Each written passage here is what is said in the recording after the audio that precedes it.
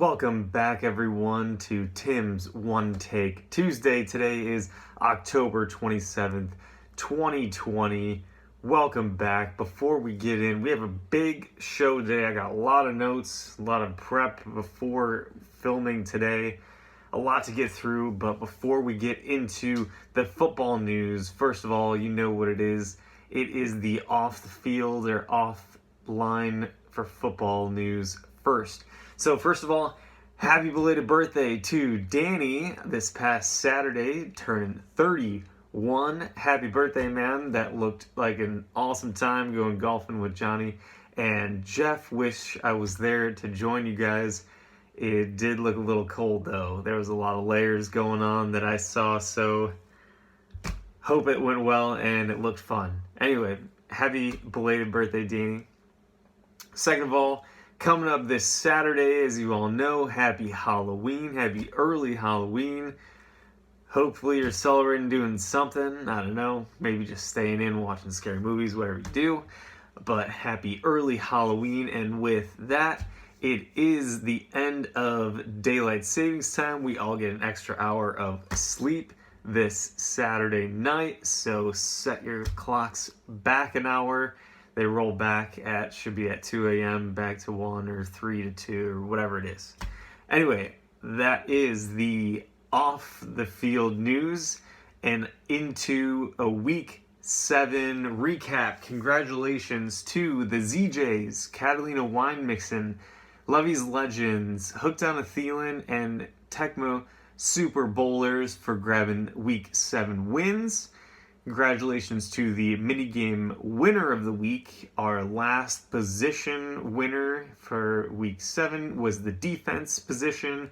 Congratulations to the ZJs for grabbing the win with the KC defense, scoring 24 points thanks to Denver just handing the ball away to KC this past weekend.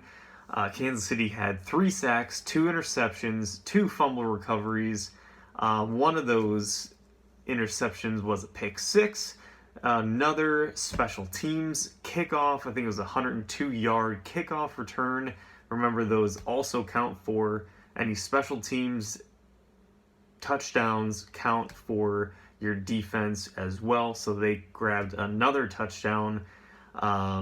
KC's defense and special teams scored as many touchdowns as Denver offense did. KC won huge in that game, only allowing 16 points, giving 24 points to the ZJs, winning the minigame. Congratulations. Speaking of more congratulations, a very, very close matchup with the ZJs, and only loss is my mind. ZJs winning by 0.66 in that game. That was incredibly close, especially down to the wire. ZJs grab that win and move to 2-5. Other wins, Catalina Wine Mixin' absolutely stomping it this week. 163.92 points. Devontae Adams and Tyler Lockett. 200 yards for 15 catches, 200 yards for 3 touchdowns, I think it was. I don't even know what Devontae Adams had, but he had 30-some-odd points. Anyway, those two guys easily won it. For Catalina Wine Mixin', they get the easy win, even though Danger Zone put up a decent amount of points this week. Moving on, Levy's Legends continuing their winning streak to get to 6-1, beating Britty's TDs in the matchup of the week, easily winning that 143 to only 81 with Britty's TDs. Derrick Henry doesn't come in the clutch to win it this week for Britty's TDs. Congratulations to Levy's Legends. Hooked on a Thielen, grabbing a win with 131 points over Bavick Brawlers.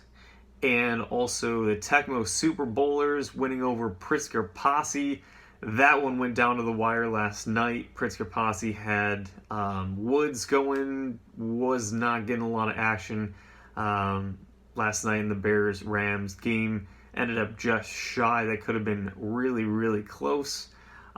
Finish, anyway, Tecmo Sumo Bowlers won by 4 points in the end and move on to a 4-3 record, still in the hunt and very close to Pritzker Posse in the even picks division. Great wins last week and more drama going into this next week 8.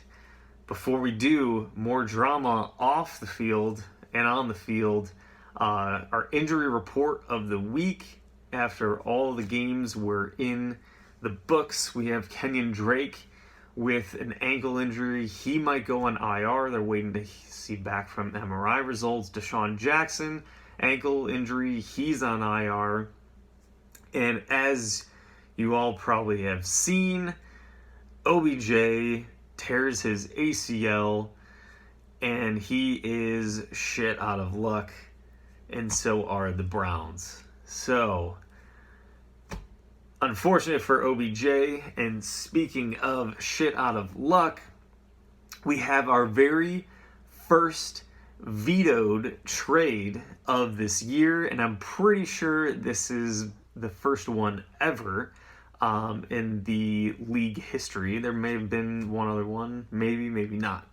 Anyway, that trade, hopefully you're paying attention to that. It seems like a lot of you did, and I want to thank you guys for doing that. I know there's been a few trades so far this year, which in the past we've maybe had one or two or only a few, which really brings some interest and some spunk to the league. So I appreciate all the offers. I know there's been several trade offers up on the table that just haven't gone through for one reason or the other. So I've heard of some, but I love the interaction and I love putting you guys up on the trading post. So I like seeing this. So the initial trade, if you didn't see it, was for Caesar was offering Joe Burrow and Michael Thomas to Augie for Le'Veon Bell, Gaskin, and OBJ. So that got vetoed late on Monday, I believe, yesterday, because of OJ getting injured. So good catch by the team owners that vetoed that. By the way, the league rule on that for vetoing a trade is you have to have 1/3 of the league managers vote a veto or veto the trade in order for the trade to not go through. So in that case, since we have 10 managers, it rounds up, so it would be 3.33. So the league automatically rounds up to the next whole number. So you need 4 votes to veto a trade. So in case you didn't know that, that's the rule that we have set. So with trades, I know that one got restructured and is currently pending. I think that should go through on Friday. I know Caesar and Augie looks like they came to a settlement and a restructure of that deal, so check that out. But again, thank you guys for the trades. It's I saw one with Jeff and Johnny go a few, like last week or 2 weeks ago, so it's cool. It's I love the interaction. Anyway, moving on to week 8 action. We are on the back half of the season, so we are on week 8. So we have 8 through 13 to finish up the regular season. The matchup of the week, if you didn't see it already, the number 1 is playing the number 2. We have Lovey's Legends at 6-1 playing the number 2 Pritzker Posse, who's leading the even picks division at 4-3. Make sure you watch that one. That's going to be a good one to fight out to keep the top spots in each division. With the week 8 mini game, we are all the way through our position spots for mini games That means this week is the highest overall scoring team. So pretty straightforward. And that is this week's mini game. The buys, teams on buys this week, we have Washington, Arizona Cardinals, the Jags, and the Texans. Those 4 teams are on buys this week. Probably shouldn't be too many guys on those teams, but make sure you check that out and reset your lineup for Thursday. And speaking of Thursday, the game is the Falcons at Panthers. Not terrible. We're getting a little better on the Thursday games. My thought is they should just have the Giants play the Jets, since no one really cares about Thursday night games. They can just quarantine in their little bubble in MetLife and just stay there and just play every Thursday. And then that guarantees them at least a win, one team a win out of those. Because who cares? It's Thursday and it's those 2 teams. Anyway, that's just my opinion. Moving on, Sunday we have Vikings at Packers, and another matchup, a couple other matchups I wanna point out. Jets at Chiefs. Get this. I know, not exciting, but the line right now is the Chiefs by 19.5 points. I don't think I've ever seen an NFL line that big. That's like a college football line. That's like, I don't know, like Wisconsin versus Illinois. Oh, just kidding. Wisconsin won by 38. Oh, too soon, you U of I fans? Sorry, man. I guess that's only a Jeff joke in this scenario. But anyway, it's still funny. You're welcome, Badger fans. Welcome back, Big Ten. Moving on, Steelers at Ravens. That's going to be a good one for the top spot in the AFC North.